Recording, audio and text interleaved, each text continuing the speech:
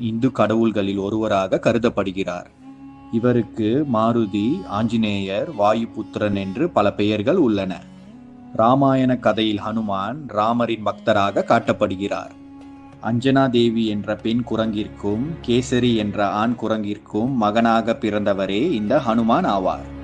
ஹனுமானின் தாயார் அஞ்சனா தேவி முற்பிறப்பில் பிரம்மாவின் சபையில் ஒரு நடன பெண்ணாக இருந்தார்.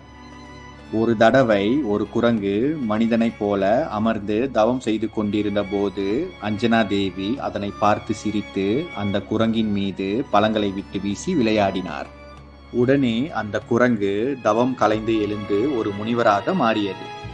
கடுங்கோபம் கொண்ட அந்த முனிவர் அஞ்சனா தேவியை பார்த்து, நீ யார் மீதாவது காதல் கொண்டால் அந்த நிமிடமே குரங்காக மாறிவிடுவாய் என சாபமிடுகிறார். தான் செய்த தவற்றை உணர்ந்த அஞ்சனா தேவி அந்த முனிவரிடம் மன்னிப்பு கேட்கிறார்.